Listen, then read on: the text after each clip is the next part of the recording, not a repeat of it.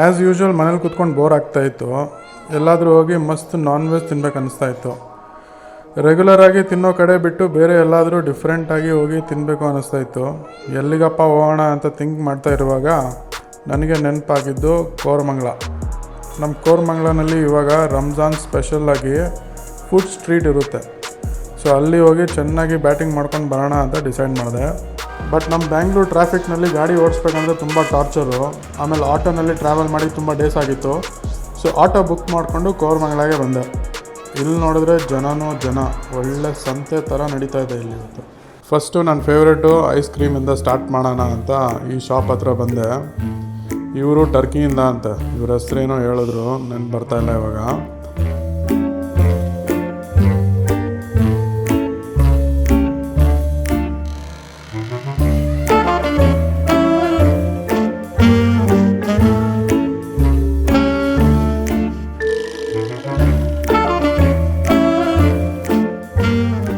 Ice cream ಕೊಡೋಕ್ಕೆ ಇಷ್ಟೆಲ್ಲ circus ಮಾಡಿದ್ಮೇಲೆ ತಿಂದು ನೋಡಿದ್ರೆ ಟರ್ಕಿ ಐಸ್ ಕ್ರೀಮು ಒಂಥರ ಚೆನ್ನಾಗೇ ಇತ್ತು.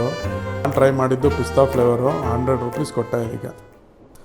ಆಮೇಲೆ ನೆಕ್ಸ್ಟು ಈ ಮಟನ್ ಸೀಖ್ ಕಬಾಬ್ ಹೇಳಿದರೆ ಇದು ಮಾತ್ರ ಟೇಸ್ಟ್ ಸೂಪರ್ ಇತ್ತು. ಆದರೆ ತುಂಬ ಎಕ್ಸ್ಪೆನ್ಸಿವು. 1 ಪ್ಲೇಟಿಗೆ ನಾನು 250 ರೂಪಾಯಿ ಕೊಟ್ಟೆ.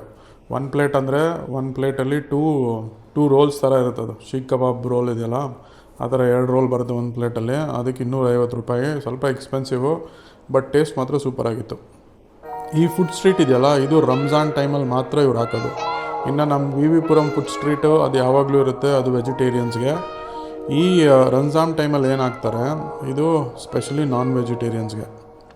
ಬ್ಯಾಂಗ್ಳೂರಿನಲ್ಲಿ ತುಂಬ ಪ್ಲೇಸಸ್ನಲ್ಲಿ ಈ ರಂಜಾನ್ ಟೈಮಲ್ಲಿ ಇದನ್ನು ಹಾಕ್ತಾರೆ, ಈ ಫುಡ್ ಸ್ಟ್ರೀಟು. ಆಮೇಲೆ ಇದು ತುಂಬ ಫೇಮಸ್ ಫೇಜರ್ ಟೌನಲ್ಲಿ, ಕೋರಮಂಗಲ, ಶಿವಾಜಿನಗರ.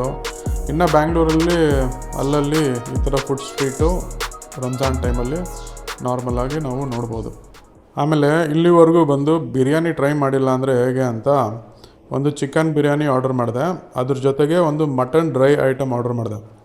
ಚಿಕನ್ ಬಿರಿಯಾನಿಗೆ ನಾನು ಕೊಟ್ಟಿದ್ದು 150 ರೂಪಾಯಿ.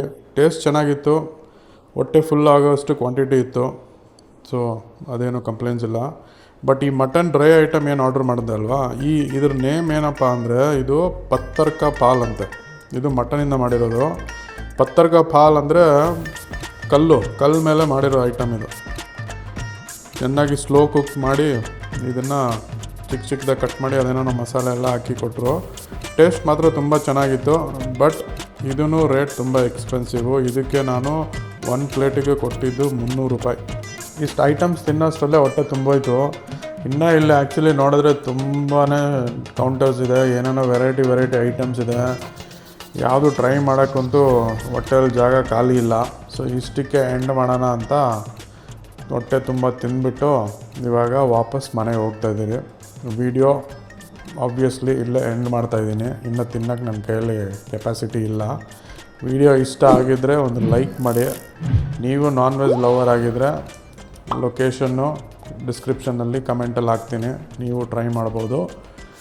ವಿಡಿಯೋ ಶೇರ್ ಮಾಡಿ ನಿಮ್ಮ ಫ್ರೆಂಡ್ಸಿಗೆ, ನಾನ್ ವೆಜ್ ಲವರ್ಸ್ ಯಾರಾದ್ರು ಇದ್ದರೆ ಅವ್ರಿಗೂ ವಿಡಿಯೋ ಶೇರ್ ಮಾಡಿ. ಆಮೇಲೆ ಚಾನಲ್ಗೆ ಹೊಸಬರಾಗಿದ್ದರೆ ಪ್ಲೀಸ್ ಸಬ್ಸ್ಕ್ರೈಬ್ ಮಾಡದೆ ವಾಪಸ್ ಹೋಗಬೇಡಿ. Thank you for watching. Next ವೀಡಿಯೋದಲ್ಲಿ ಸಿಗೋಣ. ಅಲ್ಲಿವರೆಗೂ ಟಾಟಾ, ಸಿ ಯು, ಬಾಯ್.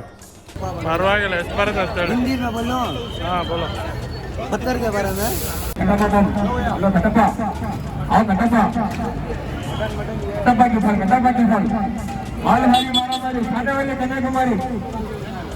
ಇವತ್ತು ನಾವು ಬಂದಿರೋದು ಕೋರಮಂಗಲ ಜ್ಯೋತಿ ನಿವಾಸ್ ಕಾಲೇಜ್ ಹತ್ರ.